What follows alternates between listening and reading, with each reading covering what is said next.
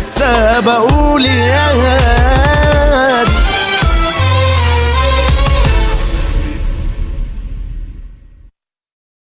فهد سيب السلاح يا فهد، هتودي نفسك في 60 داهيه. سيب السلاح ده. اسيب مين يا عمرو باشا؟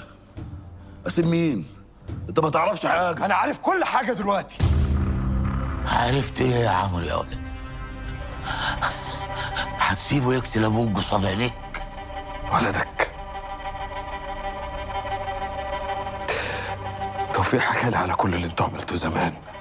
رحت السرداب وقابلت عجيبه ولقيتها محبوسه واكدت لي كلام توفيق، ورجالتك اكدوا ان انت بتشتغل في المخدرات. انا ما كنتش مصدق توفيق في الاول، لكن قلت له قسما بالله، قسما بالله لو ابويا بيعمل كده لو اول واحد يطبق عليه القانون. انا دلوقتي جاي اقبض عليك يا غلاب. مش هتلحق يا عمرو بيه، عشان هسبقك واقتله. عمرو توفيق بيكذب عليك يا ولدي، بيكذب عليك. انت ولدي يا عمرو واشتغل في المخدرات. انا كنت بخزن له بس يا حبيبي. كلهم مستكترين عليا النعمه اللي انا فيها. بلاش انت كمان يا عمرو، بلاش انت كمان، ما تسلمش راسك للشيطان كده. عمرو مش ابنك، عمرو ابن حماد الجرحي، حتى وانت بتموت ملاوع. اقتل يا عمرو، اقتل يا عمرو بدل ما يقتل ابوك قصاد عينيك. ملوش لازمه الكلام يا غلاب، اجلك جه. نزل السلاح يا فهد، نزل السلاح. ده عاوز يضلك زي ما ضلك العمر كله. ارفع ايدك يا حضرة الظابط وشوف العلامة اللي فيها، هتلاقيها شبه دي. العلامة دي اللي ما خلتنيش اقتلك لما جيت لك البيت. ايوه انت كنت صح وشكك كان صح.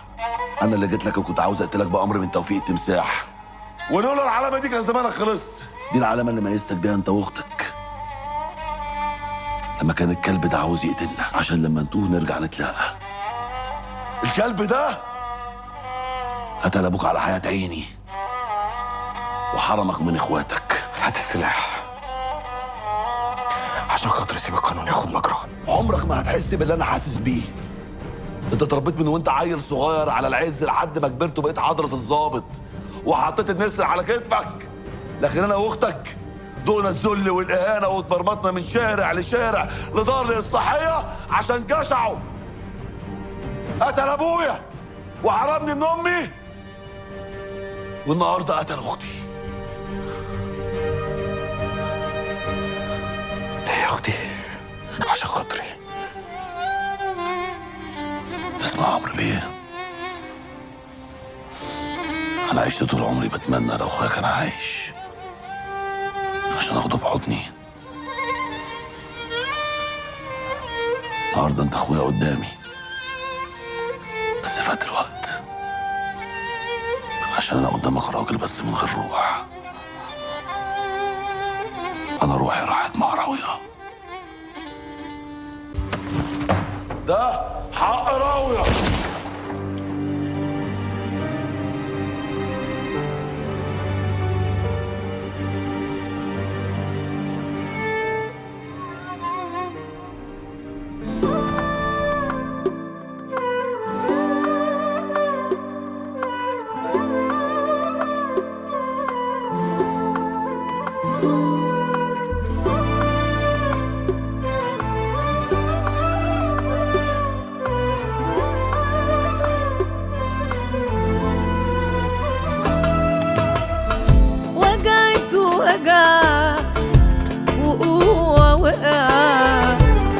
بقيت في أصعب حالة، ولا شفت حد ولا إيد تشد، لا أخوة